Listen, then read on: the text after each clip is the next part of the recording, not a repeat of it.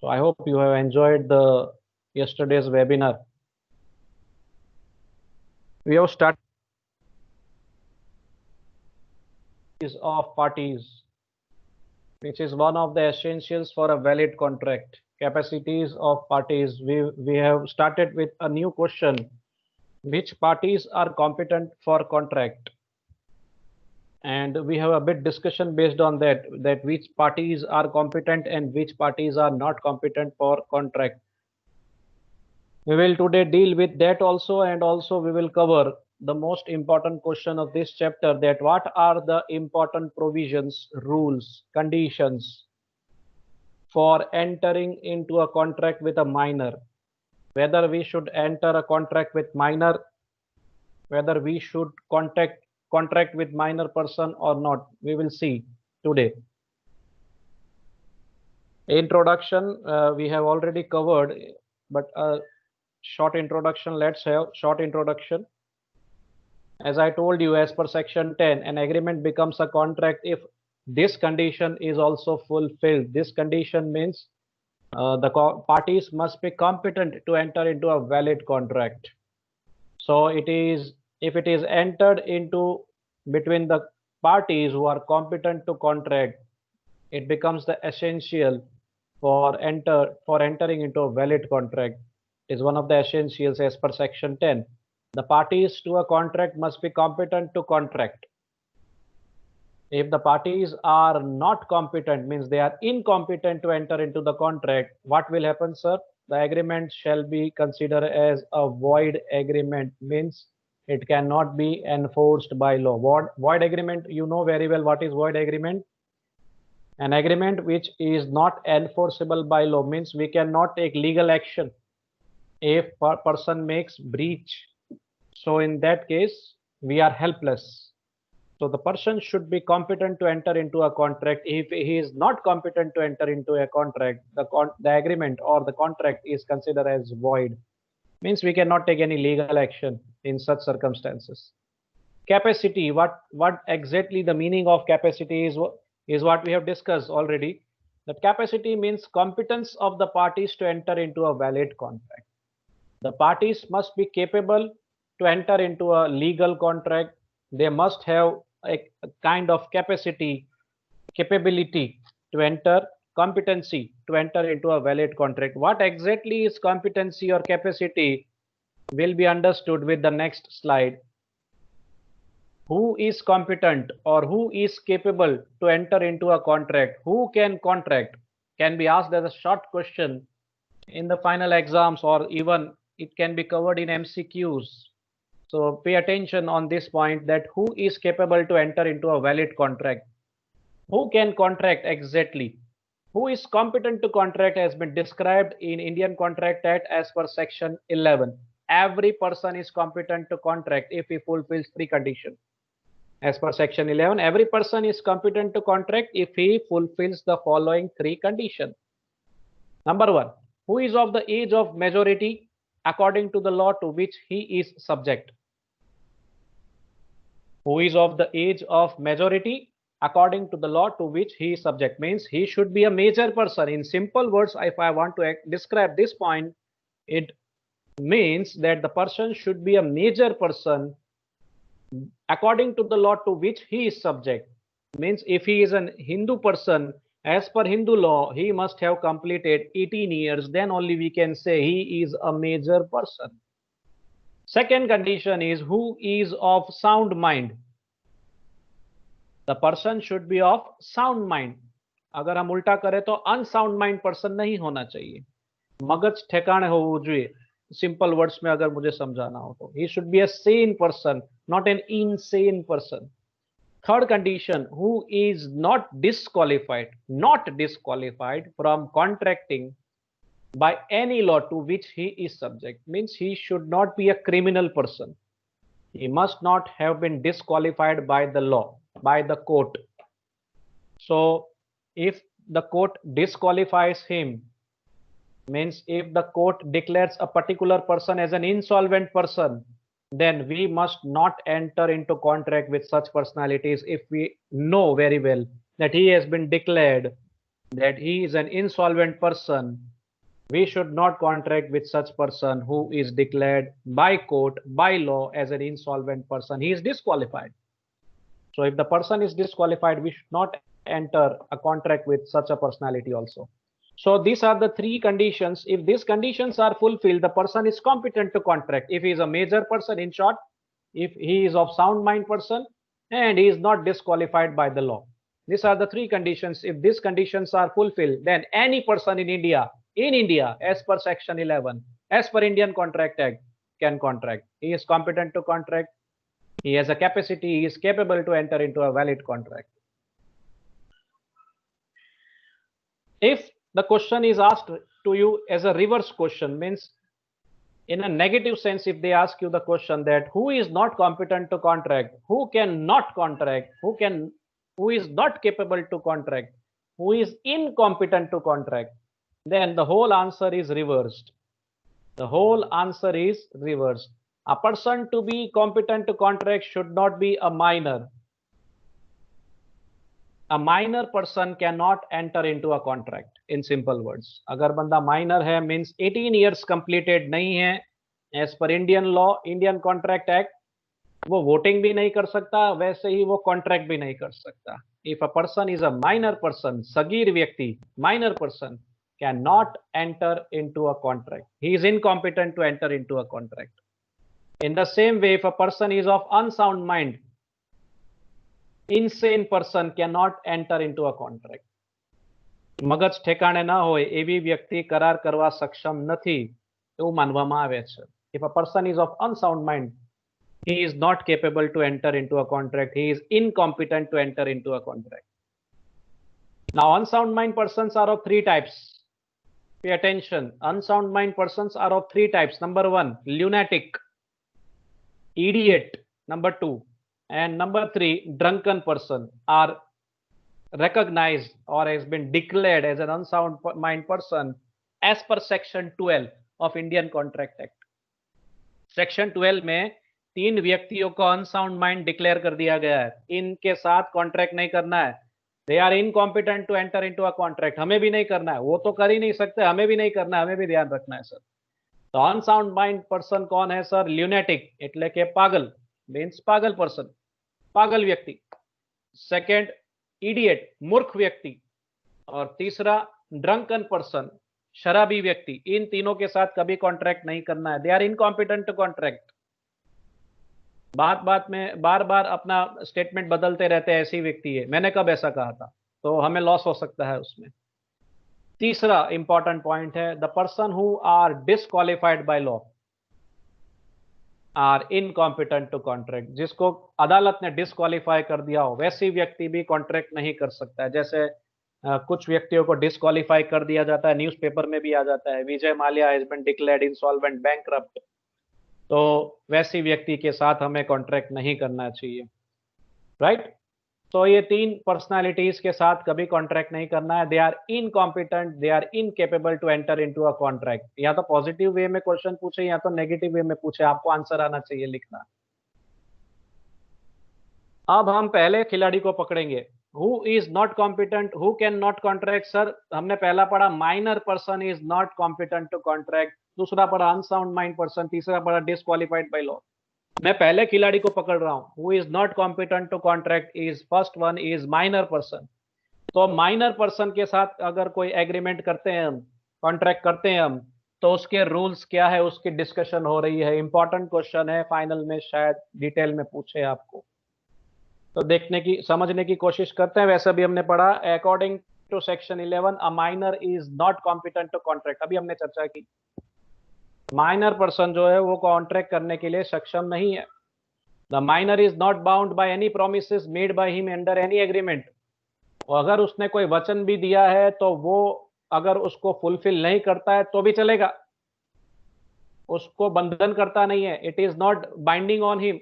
He is not bound to fulfill each and every promises made by him. अगर उसने कोई promise किया है तो फुलफिल कर सकता है, नहीं भी करे तो हम उसका कुछ नहीं कर सकते.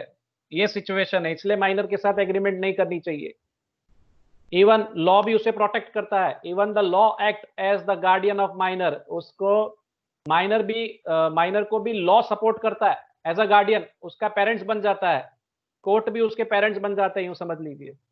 और क्या करता है कोर्ट, लॉ क्या करेगा, प्रोटेक्ट्स देयर राइट्स, बिकॉज उनके राइट्स भी प्रोटेक्ट करता है। क्यों? Because they are immatured, they are not matured to जज what is right, what is wrong, what is good, what is bad.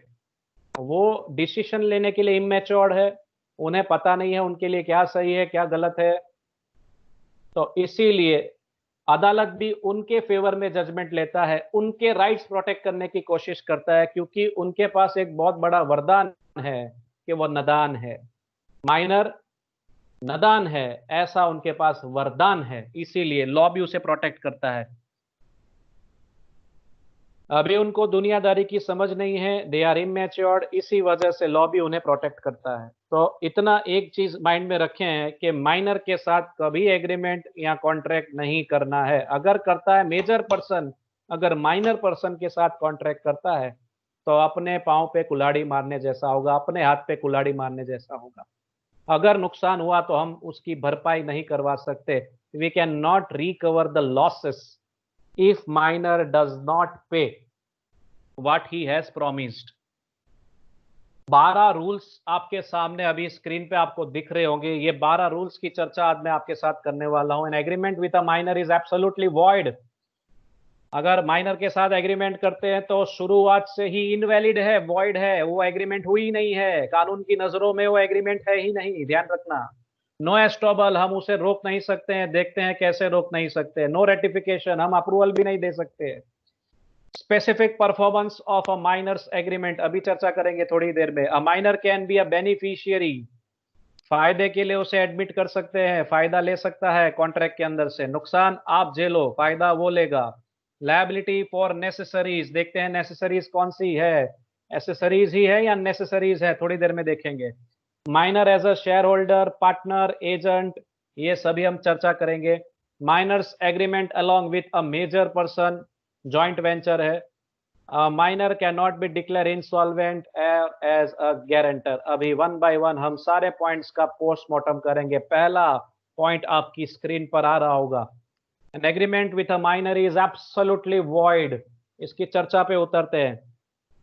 क्या कहने की कोशिश कर रहे हैं, समझने की कोशिश करते हैं। Agreement with a minor is absolutely void and inoperative एब इनिशियो। अगर माइनर के साथ हम एग्रीमेंट करते हैं तो वो एब्सोल्युटली फुल्ली वॉइड है, यानी वैलिड नहीं मानी जाएगी। वॉइड का मतलब क्या है सर? वॉइड एग्रीमेंट, हम उसको लीगली एनफोर्स नहीं कर सकते। The agreement which can not B enforced by law, हम लीगली चैलेंज नहीं कर सकते। करने भी जाएंगे तो जजमेंट हमारे फेवर में नहीं आएगा। इसीलिए माइनर के साथ एग्रीमेंट नहीं करनी है। माइनर के साथ एग्रीमेंट किए तो वो वॉइड ही मानी जाएगी। From the initial stage, from the initial stage it is fully void and inoperative. From the initial stage, शुरुआत से ही वो अमान्य है और हम उसको इनऑपरेटिव मानते हैं, यानी हम उसको लीगली एनफोर्स भी नहीं कर सकते। जो बंद हो चुकी है उसको हम शुरू नहीं कर पाएंगे, रिवाइव नहीं कर पाएंगे, और इन ऑपरेटिव से ऑपरेटिव में कन्वर्ट नहीं कर पाएंगे सर, ऐसी सिचुएशन हो जाएगी। A minor's agreement being absolutely void, neither the minor is liable under the contract. A minor's agreement being absolutely void, neither the minor is liable under the contract, nor does the other party acquires any right under the agreement to recover। Minor के साथ हम जो भी agreement करेंगे वो void है, वो valid नहीं है। एग्रीमेंट हुई है न हुई बराबर है। इसलिए इसमें क्या होगा, हम माइनर को लायबल नहीं बना पाएंगे। हम माइनर को यूं नहीं कह सकते कि जो लायबिलिटी आपने क्रिएट की है प्लीज उसे पे ऑफ करे, यानी उसकी कोई लायबिलिटी बनती नहीं हो तो हाथ ऊपर कर देगा। दूसरी तरफ अगर ऐसा करता है तो दूसरी तरफ हम रिकवरी भी नहीं कर सकते। अदर पर्सन, मेजर पर्सन, क्या उसका राइट भी, उसके पास राइट्स नहीं है। He can not recover also the amount. अगर आपने माइनर को लोन दी है और वो रीपे नहीं करेगा तो हम कुछ नहीं कर सकते सर, वैसी सिचुएशन हो जाएगी। एक लैंडमार्क केस देखते हैं, इसी पॉइंट के ऊपर है sir. In the case of LLB करोगे ना सर, एलएलबी तो ये लैंडमार्क केस है, ये ध्यान रखना। माइनर एग्रीमेंट, ये खास इसको चर्चा की जाती है इसकी।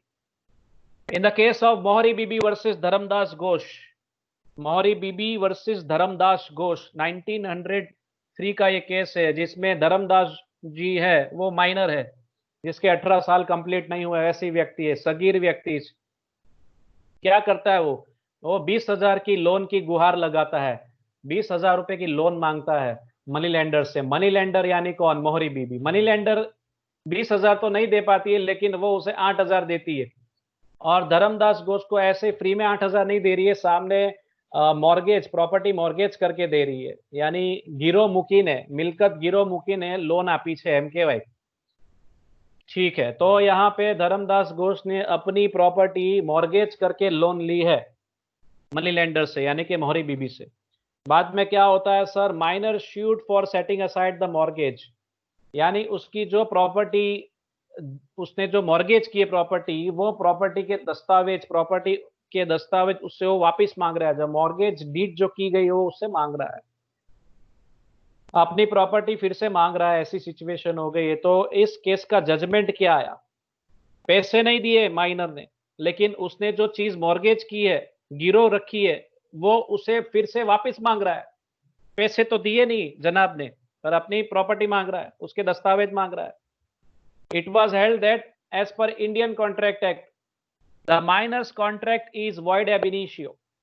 अभी हमने पढ़ा थोड़ी देर पहले कि माइनर के साथ जो भी कॉन्ट्रैक्ट किया गया होगा वो शुरुआत से ही, फ्रॉम द बिगिनिंग, वॉइड है। Void ab initio, ab initio Latin शब्द है जिसका इंग्लिश होता है from the beginning, from the starting stage, from the initial stage. Such contracts are void and any money advanced to him could not be recovered, therefore the mortgage was not valid। mortgage deed उसे मिले या ना मिले, लेकिन ये contract void हो चुका है। इसका मतलब क्या हुआ? Mohori Bibi can not recover an amount from Dharmadas Ghosh. Recover ही नहीं हो सकती अगर माइनर पेमेंट नहीं देता है, जो लोन की रकम उसे दी गई है अगर रीपे नहीं करता है। We can not take legal action also.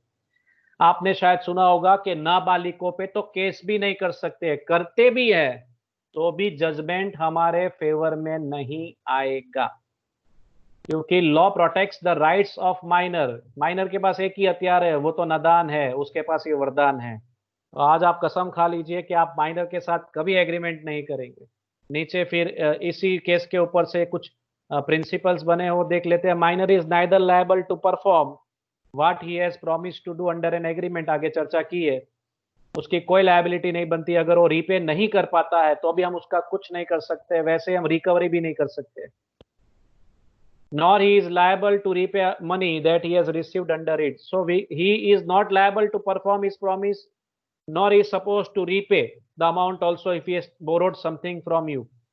Principal वही है, इसके पीछे का सिद्धांत क्या है sir? He is not matured to जज व्हाट इज गुड और what is right for him. No estoppel principle पे चलते हैं, रोक सको तो रोक लो, माइनर ऐसा कह रहा है। हम माइनर को रोक ही नहीं सकते। पहली बात, दुनिया की कोई ताकत माइनर को नहीं रोक सकती, उसकी मर्जी के बिना कुछ नहीं हो सकता, उसकी मर्जी के हिसाब से चलना पड़ेगा। ऐसी सिचुएशन हो गई, लॉ उसको फेवर करता है। अगर वो फ्रॉड भी करता है इन टर्म्स ऑफ एज, तो भी हम उसका कुछ नहीं कर सकते सर, लॉ भी उसको फेवर करता है। तो उसी एज वाइज रॉन्ग एक्टिविटी अगर वो करता है तो भी हम उसका कुछ नहीं कर सकते। देखिए यहाँ पे उसी की बात हो रही है।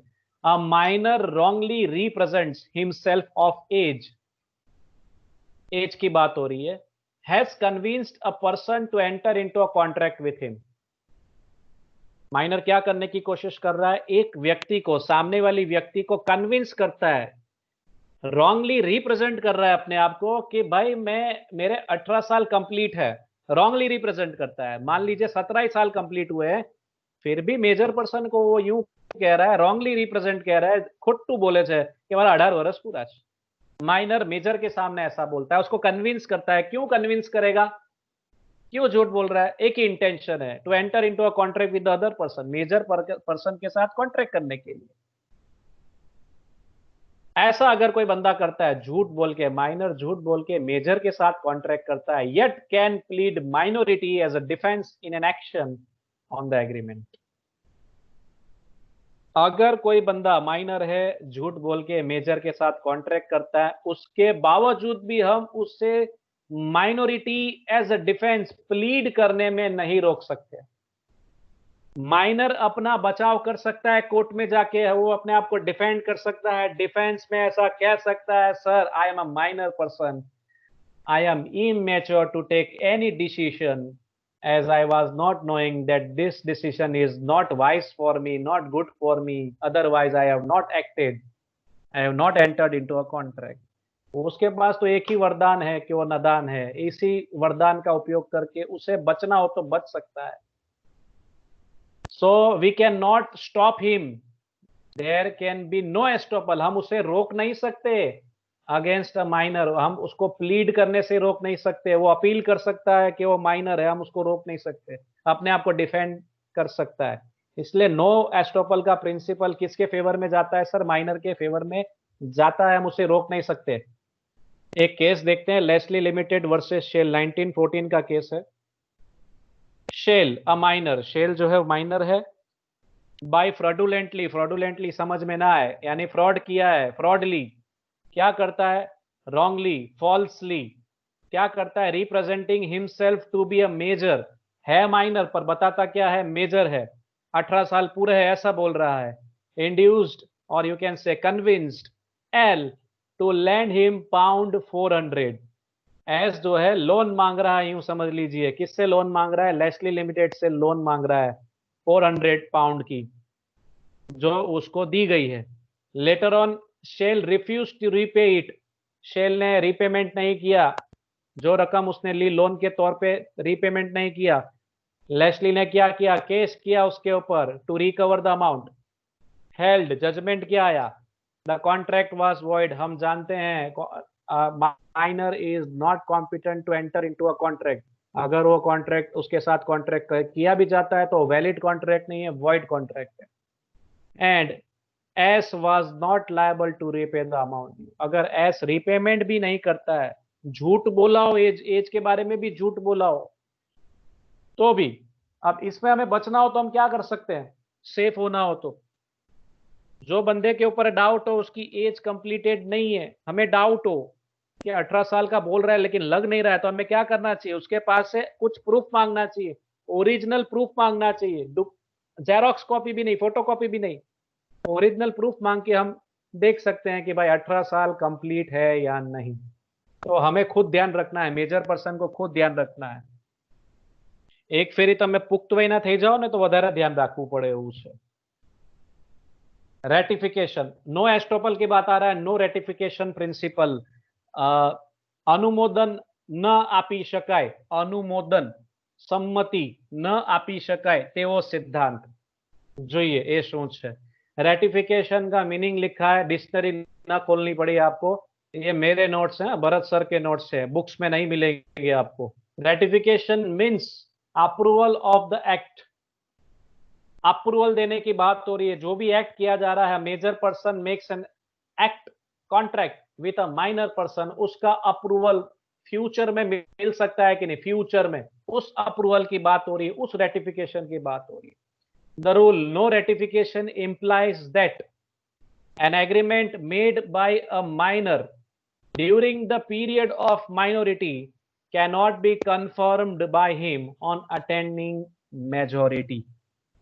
अब माइनॉरिटी और मेजोरिटी शब्द का उपयोग किया गया है। ऐसा होता है कि जब एग्रीमेंट माइनर एग्रीमेंट के लिए एंटर होता है, उस वक्त वो माइनर था।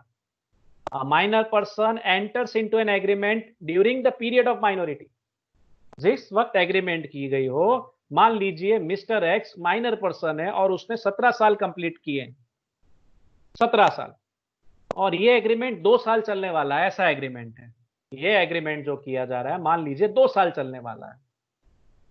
अब 2 साल तक की तो बात है, लेकिन 1 साल जैसे ही खत्म होगा, 17 साल का है तब एग्रीमेंट की, और बंदा 1 साल बाद 18 साल का हो रहा है, जब एग्रीमेंट की तब वो माइनर था, it was done during the period of minority.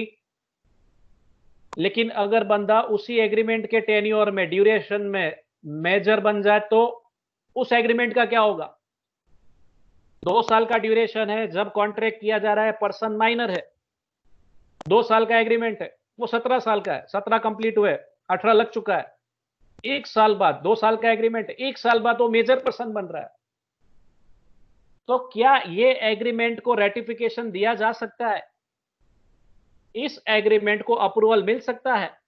क्या ये एग्रीमेंट वैलिड बन सकती है? जो वॉइड है ऑलरेडी, क्या उस वॉइड एग्रीमेंट को हम वैलिड कर सकते हैं? उसको रेटिफिकेशन मिल सकता है, अप्रूवल मिल सकता है, परमिशन मिल सकती है? क्या उसमें जो कंसीडरेशन दिया गया है वो वैलिड है? ये सब चर्चा का पॉइंट है इसके अंदर। जिस वक्त कॉन्ट्रैक्ट किया गया, हमें उसका बेस देखना है। कॉन्ट्रैक्ट कब किया गया? सर, जब कॉन्ट्रैक्ट किया गया तब दोनों पर्सन मेजर होने चाहिए। रूल ये है, a major person can enter into a contract, a minor person is not competent to enter into a contract। हम आगे 10 बार पढ़ चुके हैं।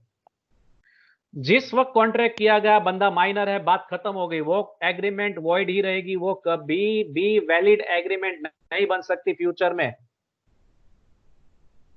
यहां लिखा हुआ है can not B confirmed by him on attaining majority. अगर बाद में फ्यूचर में वो मेजर भी हो जाता है, एग्रीमेंट चालू है, तो बाद में भी उसे हम वैलिड नहीं मान सकते, वहां रेटिफिकेशन नहीं दे सकते, उसे उसमें अप्रूवल नहीं मिल सकता।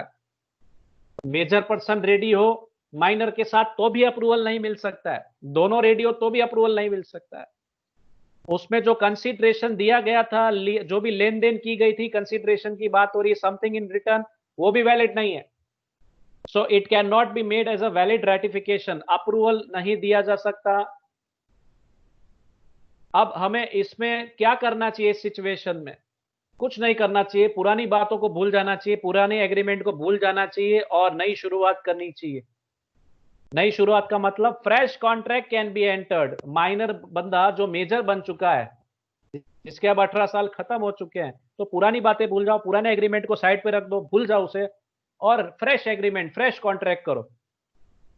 नवी આવે એટલે જૂનીને ભૂલી જવી। तो नवी कॉन्ट्रैक्ट करसू, फ्रेश कॉन्ट्रैक्ट करेंगे और फ्रेश कंसिडरेशन के साथ वो वैलिड माना जाएगा। अब बात आ रही है स्पेसिफिक परफॉर्मेंस की। स्पेसिफिक परफॉर्मेंस क्या पॉसिबल है? लॉ मना कर रहा है।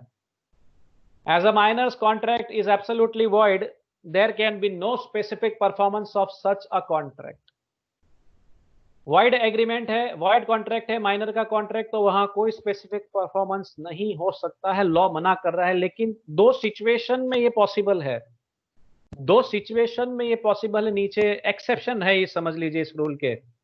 A contract entered into on behalf of a minor, minor के बिहाफ पे अगर कोई और बंदा कॉन्ट्रैक्ट कर रहा है, और बंदा कौन कॉन्ट्रैक्ट कर सकता है? सगीरनी जग्याए कोई बीजू करार करी शके? हाँ साहब, करार करी शके। सगीर तो एमे करार करी शके नहीं, पण सगीर सिवाय कोई बीजी व्यक्ति ने करार करी शके? हाँ साहब, करी शके। On behalf of any other person can enter into a contract for minor? Yes sir, his guardian can enter into a contract। guardian is different from parent। parent और guardian दोनों शब्द का अर्थ अलग अलग है। parents only father and mother are considered as parents।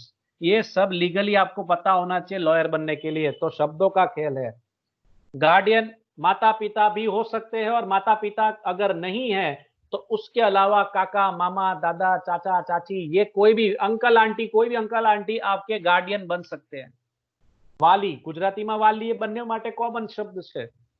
So guardian उसके behalf पे contract कर सकता है, या मैनेजर अपॉइंट की गई हो उसके लिए, तो मैनेजर उसके एस्टेट, उसके प्रॉपर्टी के लिए कॉन्ट्रैक्ट कर सकता है। अगर मैनेजर या guardian on behalf of minor contract करते हैं, that it is binding on the minor, minor को वो लागू पड़ता है, माइनर को वैसे एक्ट करना पड़ेगा।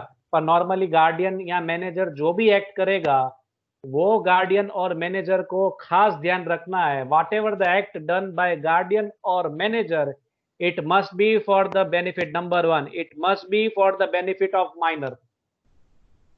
स्पेसिफिक परफॉर्मेंस की अगर डिमांड की जाए तो वो डिमांड कब फुलफिल की जाएगी? When it is for the benefit of minor. जो भी एक्शन लेना है, वो एक्शन जो लिया जा रहा है, it should be in favour, it should be in benefit of minor. Minor को फायदा होना चाहिए, माइनर को नुकसान हुआ तो स्पेसिफिक परफॉर्मेंस का पालन नहीं होगा। हम डिमांड नहीं कर सकते, मेजर पर्सन डिमांड नहीं कर सकता स्पेसिफिक परफॉर्मेंस के लिए। लेकिन माइनर के बेनिफिट की बात हो तो पॉसिबल है। The contract is with in the authority of guardian और मैनेजर। स्पेसिफिक परफॉर्मेंस की डिमांड तब भी की जाएगी अगर जो गार्डियन और मैनेजर की अथॉरिटी के अंदर हो। दो कंडीशन फुलफिल होनी चाहिए, गार्डियन और मैनेजर की अथॉरिटी में वो एक्ट करने की परमिशन हो, उनके पास पावर हो, अथॉरिटी हो, और दूसरा माइनर के बेनिफिट में होगा तो परफॉर्मेंस दी जा सकती है, मांगी जा सकती है मेजर पर्सन से। A minor can be a beneficiary. A minor can be a beneficiary. Minor को हम बेनिफिशियरी के तौर पे नॉमिनी में भी रख सकते हैं, समझने की कोशिश करना। Minor can be entered as a beneficiary into an important contract, he can be also nominated for benefits. Nomination की जब मैं बात करता हूं तो दो उदाहरण मैं आपको दूंगा। पहला उदाहरण है एलआईसी के अंदर जो नॉमिनेशन रखा जाता है, जो बंदा एलआईसी पॉलिसी ले रहा है उसमें माइनर को अगर वो नॉमिनी बनाना चाहता है तो बना सकता है, जहां उसकी माइनर की कोई लायबिलिटी नहीं है, सिर्फ हमें उसे नॉमिनी बनाना है। बेनिफिट की बात करनी है, यहाँ उससे बेनिफिट होगा। अगर मेजर पर्सन को कुछ हो जाता है तो उसकी जो धनराशि है वो किसको मिलेगी, वहां पे माइनर को मिलेगी, तो उसमें तो उसकी कोई लायबिलिटी तो है नहीं, तो बेनिफिशियरी के तौर पे हम उसको रखना चाहें तो रख सकते हैं। एलआईसी पॉलिसी की बात की, वैसे ही बैंक अकाउंट जब आप ओपन करते हैं दोस्तों, खास ध्यान रखना नॉमिनेशन हमेशा रखना अंदर। एफआई बीकॉम में पढ़ा है आपने बैंकिंग के अंदर, नॉमिनेशन एंड असाइनमेंट, ये टॉपिक था अंदर, बहुत इंपॉर्टेंट टॉपिक है वो। तो नॉमिनेशन यानी आप जो भी कॉन्ट्रैक्ट करते हो, जब भी अगर उसमें कोई भी कॉन्ट्रैक्ट हो, म्यूचुअल फंड का हो, एलआईसी का हो, कोई भी अकाउंट आप ओपन कर रहे हो, कहीं पे भी पोस्ट ऑफिस में आप अकाउंट ओपन कर रहे हो, बैंक में अकाउंट ओपन कर रहे हो दोस्तों, उसमें नॉमिनेशन की सुविधा बहुत इंपॉर्टेंट है। कल को अगर मेजर पर्सन को कुछ हो जाता है और उसने अगर नॉमिनेशन में किसी का नाम लिखा है, मान लीजिए कोई माइनर व्यक्ति का नाम लिखा है, तो उसे वो बेनिफिट्स मिल सकते हैं, आपकी धनराशि उससे काम आ सकती है फ्यूचर में। तो इसीलिए minor can be a beneficiary also. ये अधिकार हम उससे नहीं छीन सकते। He can it this beneficiary right can not be deprived take away by the law, इसे हम नहीं छीन सकते हैं। चलिए, ऐसे ही एक चेक अगर लिखा जा रहा है तो चेक के ऊपर पेई यानी जो पे की कॉलम में हम नाम लिखते हैं वो माइनर भी हो सकता है। माइनर के नाम का भी चेक इशू करना हो तो हम इशू कर सकते हैं। वैसे ही माइनर पर्सन ने अगर मेजर पर्सन को कोई गुड्स बेचा है तो वो गुड्स की भी रिकवरी हो सकती है, उसकी प्राइस की भी रिकवरी हो सकती है। यानी माइनर रिकवर कर सकता है लेकिन मेजर पर्सन रिकवरी नहीं कर सकता है माइनर से। माइनर ने अगर मेजर पर्सन को माल उधार दिया